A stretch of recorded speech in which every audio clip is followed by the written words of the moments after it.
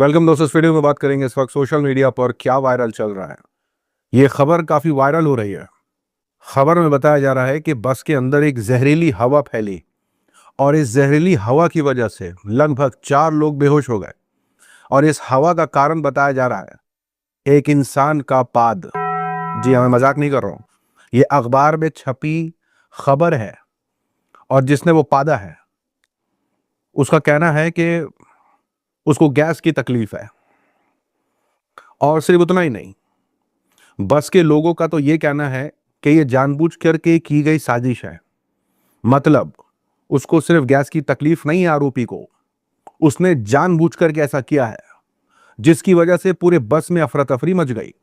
और जब लोग बेहोश होने लगे तब जाके पता चला कि किसी ने इस काम को अंजाम दिया है।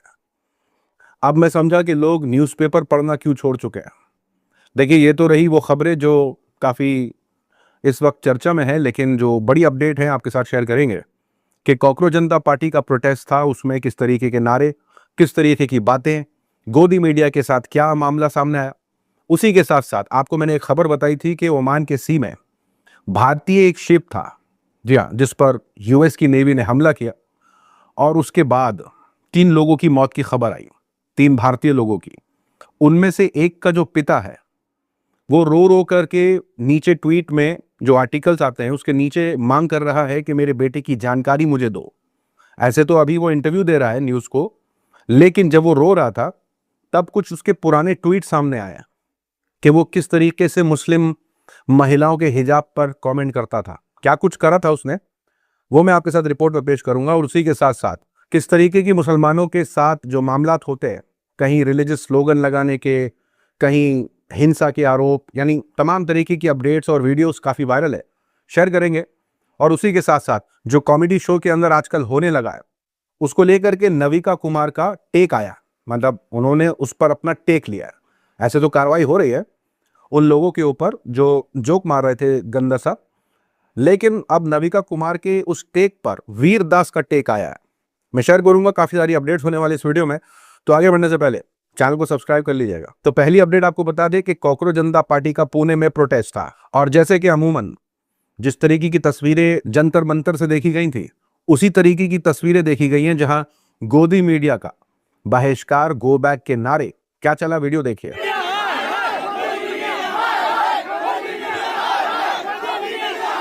उसी के साथ साथ कॉकरोच जनता पार्टी ने एक मैसेज दिया। इस मैसेज में उन्होंने ये कहा है कि हिंदू मुसलमान की जो राजनीति है वो अब नहीं चलेगी। वीडियो काफी वायरल है। हिंदू मुस्लिम की राजनीति, हिंदू मुस्लिम की राजनीति।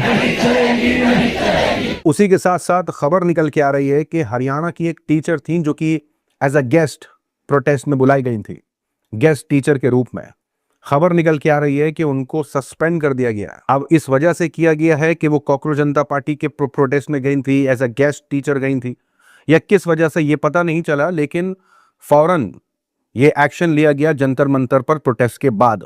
तो इसको इसी खबर से देखा जा रहा है। जो महिला टीचर सस्पेंड हुई है उनका नाम सुलेखा दलाल बताया जा रहा है और उनका बयान निकल के आया। उन्होंने कहा है कि आखिरी तक लड़ाई करेंगी। सोशल मीडिया पर चल रहा है कि अगर ये आरएसएस का कोई फंक्शन या कोई प्रोग्राम ज्वाइन कर लेती तो शायद दिक्कत नहीं आती। उसी के साथ साथ ये खबर सुनिए। यति नरसिंगनन को तो आप जानते ही होंगे, ये सलीम वास्तिक के साथ खड़े हैं।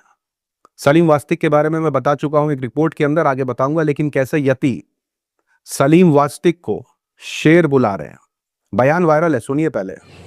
हमारे शेर, हमारे भाई सलीम वास्तिक। अब सलीम वास्तिक का वीडियो भी निकल के आया जहां ये कह रहा है कि अब ये बाहर आ गया है जेल से और जिहादियों के खिलाफ किस तरीके की अब मुहिम चलाने वाला है, ये तो बयान निकल के आए। लेकिन सलीम वास्तिक है कौन? ऐसे तो सब इसे एक्स मुस्लिम के नाम से जानते हैं कि एक्स मुस्लिम सलीम, लेकिन ये है एक 13 साल के संदीप बंसल की हत्या का आरोपी जो पिछले 25 साल से कोर्ट को और पुलिस को धोखे में रख रहा था। लेकिन अप्रैल के महीने में 2026 में पुलिस इसे धर दबोचती है, इसे जेल भेज देती है, लेकिन कुछ ही महीनों में ये वापस बाहर आता है बेल पर और फिर से मुसलमानों के खिलाफ नफरती बयानबाजी। आप सोच के देखिए, ये 13 साल के लड़के का हत्या का आरोपी है ये, जो जेल जा चुका है, वो भी हिंदू लड़का। लेकिन कैसे यति इसको शेर बुला रहा है, बावजूद जानते हुए कि ये एक हिंदू की हत्या का आरोपी है, वो भी 13 साल के लड़के का। लेकिन क्योंकि मुसलमान के खिलाफ बोलता है ये, इस वजह से इसको शेर तक बुलाया जा रहा है। अब इस तरीके के लोगों को मालाएं पहनाई जाएंगी तो आम लोगों के मन में क्या मैसेज जाएगा। वीडियो निकल के आ रही है सुल्तानपुर उत्तर प्रदेश से। वीडियो तो नहीं दिखा पाऊंगा क्योंकि उसके अंदर कुछ लोग हैं और वो लोग कुछ मुस्लिम लड़कों को पीट रहे हैं और एक रिलीजियस नारा लगाने को कह रहे हैं। एक और खबर निकल के आ रही है महाराष्ट्र से। इसके अंदर एक लड़के को देखा जा सकता है, एक हाफिज को बताया जा रहा है, ये हाफिज हैं, मस्जिद जा रहे थे नमाज पढ़वाने के लिए, वहां रास्ते में रोका गया, रिलीजियस स्लोगन लगाने को कहा गया और इस तरीके का वीडियो निकल के आया। बोल जय श्री राम, वीडियो ले रहे ठंडी ले ना वीडियो, जय श्री राम बोल बोल। कुछ रिपोर्टों में बताया जा रहा है कि इस लड़के पर कार्रवाई हुई है, लेकिन कुछ खबरें महाराष्ट्र से निकल के आ रही हैं। रिपोर्ट में बताया जा रहा है कि महाराष्ट्र के सांगली डिस्ट्रिक्ट आराला गांव में लगभग 20 मुस्लिम परिवार ने गांव छोड़ने का फैसला किया है और आरोप लगाते हुए ये कि कैसे सालों से उन पर हमले, उनको धमकियां और पुलिस की तरफ से कोई भी सुरक्षा नहीं मिल रही है, जिसकी वजह से वो गांव छोड़ने का फैसला कर रहे हैं। दूसरी तरफ खबर निकल के आ रही है कि एलविश यादव अब सफाइयां पेश कर रहे हैं। आपको तो याद होगा कि कितनी बार कभी योगी आदित्यनाथ की तारीफ हो जाए, कभी बीजेपी की तारीफ हो जाए, कभी स्मृति ईरानी के साथ तस्वीर हो जाए, बीजेपी के नेताओं के साथ उठना बैठना भाई एलविश यादव का। लेकिन पिछली बार जब उन्होंने ट्वीट किया था कि वो खरगोश जनता पार्टी खोल रहे हैं कॉकरोच जनता पार्टी के विरोध में, तो वो मजाक मजाक में ही सही, लेकिन लोगों ने देखा कि वो उन बच्चों का साथ नहीं दे रहे। फिर अचानक से एक्टिंग करने लगे कि मैं तो मजाक कर रहा था। फिर अब ये कहने लगे कि जिनको लगता है कि मैं बीजेपी के साथ हूं तो उन्हें गलत लगता है। गलत लगता है क्या? उन्हें ध्रुव राठी की वीडियो दिखानी पड़ेगी? क्या वो नहीं जानते कि किस तरीके से ध्रुव राठी धो चुके हैं उन्हें? सोशल मीडिया पर तस्वीरें लोग शेयर कर रहे हैं कि भाई झूठ तुम किससे कह रहे हो। उसी के साथ साथ प्रणीत मोरे, उनके कॉमेडी शो के अंदर 370 वाला जो बयान था बिरयानी वाला, वो इतना वायरल रहा जिसके बाद पूरा विवाद उठा। महिलाओं ने आवाज उठाई, कई लोगों ने आवाज उठाई और अभी रिपोर्ट आ रही है कि उनके ऊपर एफआईआर दर्ज हुई है। और इसको लेकर के नविका कुमार ने एक टेक दिया है। मैं टेक नहीं सुनाऊंगा, मुझे मालूम है आप सुनना भी नहीं चाहेंगे कि नविका क्या कहना चाहती है इस मामले में, टेंशन मत लीजिए। लेकिन नविका कुमार ने जो कोट किया है अपनी वीडियो पर, यह कहा है कि कॉमेडी के नाम पर कुछ भी नहीं चलेगा। प्रणीत मोरे के कंट्रोवर्सी बढ़ती जा रही है और उस पर मेरा टेक है। भाई मेरी तरफ से तो उनका यह जवाब है कि जर्नलिज्म के नाम पर भी कुछ भी नहीं चलेगा, जो वो कुछ भी चला देते हैं। लेकिन ये जो टेक था नविका कुमार का, इसका जवाब दिया है वीरदास ने, जाने माने कॉमेडियन। वीरदास ने कहा है कि मैंने इस औरत को एक दूसरी औरत के व्हाट्सएप चैट को पढ़ते हुए देखा है और उस मासूम लड़की को किस तरीके से बर्बाद करते हुए देखा है। ये रिया पर निशाना है कहीं ना कहीं, रिया चक्रवर्ती, सुशांत सिंह वाला मामला आपको याद होगा कि कैसे मीडिया जो है वो व्हाट्सएप चैट्स पढ़ रही थी और रिया चक्रवर्ती के बारे में बातें कर रही थी। नविका कुमार उनमें से एक पत्रकार है। वीरदास ने कहा कि मैंने एक मासूम लड़की को, इस महिला को डिस्ट्रॉय करते देखा है, वो भी रेटिंग्स के लिए।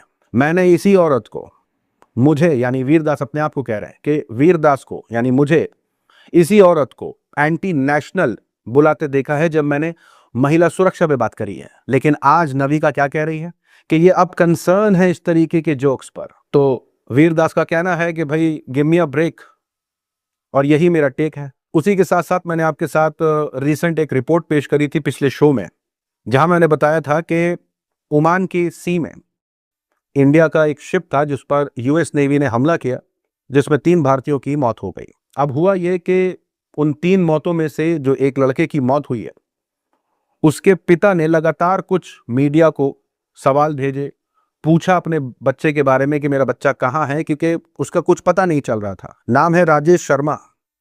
अब राजेश शर्मा जी जो हैं, उनके बेटे का नाम है आदित्य शर्मा, जिनकी इस मामले में मौत हो गई।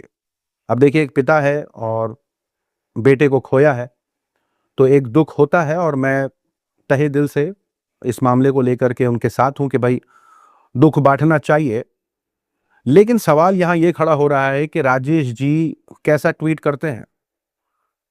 अभी तो मीडिया को इंटरव्यूज दे रहे हैं, काफी बातें कर रहे हैं अपने बेटे के बारे में कि मेरी तब बात हुई, अब बात हुई, कब बात हुई। लेकिन इन्होंने कुछ वक्त पहले एक ट्वीट किया था, वो भी राणा अय्यूब के पोस्ट के नीचे।